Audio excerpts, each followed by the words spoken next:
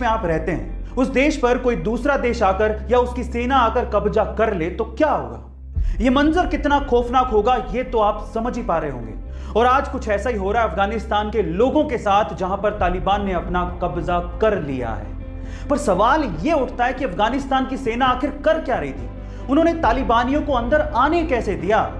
इस पूरे घटनाक्रम से मुझे एक बात तो समझ में आती है कि किसी देश की आंतरिक सुरक्षा के लिए उसकी आर्मी का मजबूत होना कितना ज्यादा जरूरी है। इसलिए कहता हूं कि सबसे पहले हमें अपनी देश की सेना को धन्यवाद देना चाहिए, जिसका जवान देश की सुरक्षा करने के लिए सरहदों पर सीना तान कर खड़ा हुआ है। जय हिंद की सेना। टोक्यो ओलंपिक में नीरज चोपड़ा के गोल्ड मेडल जीतने पर 18 साल बाद हमें इंडियन नेशनल एंथम ओलंपिक में सुनने का सौभाग्य प्राप्त हुआ।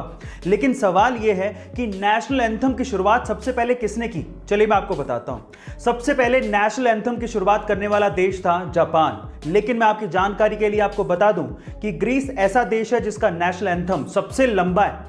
युगांडा ऐसा देश है जिसका नेशनल एंथम सबसे छोटा है। लेकिन साइप्रस ऐसा देश है जिसका नेशनल एंथम है ही नहीं। पर इंडिया, इसका नेशनल एंथम सबसे निराला है। मंदिर में चढ़ाए गए फूल अगले दिन कचरे में फेंक दिए जाते हैं, लेकिन किसी के लिए वो कचरा है तो किसी के लिए बिजनेस का आइडिया।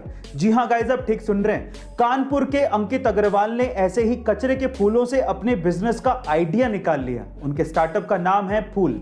अब ये करते क्या है, उनके आइडिया को ध्यान से सुनिएगा।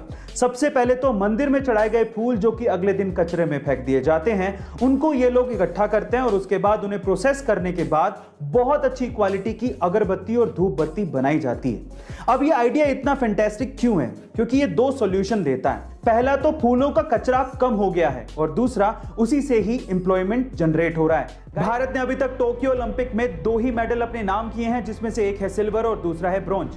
मजे की बात यह है कि दोनों के दोनों मेडल्स भारतीय महिलाओं ने भारत के लिए जीते हैं, जिसमें से पीवी संधू पहली ऐसी भारतीय महिला बन गई हैं जिन्होंने इंडिविजुअली 2 ओलंपिक मेडल्स अपने नाम किए हैं।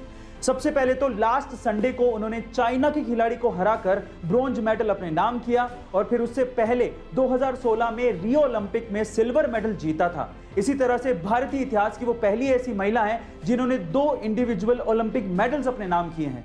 अक्सर जब एक जगह से दूसरी जगह पर जाने के लिए हम लोग सड़क मार्ग का इस्तेमाल करते हैं तो सड़क किनारे हमें अलग अलग रंग के पत्थर दिखाई देते हैं। क्या आप उन रंगों का मतलब जानते हैं? चलिए मैं आपको बताता हूं।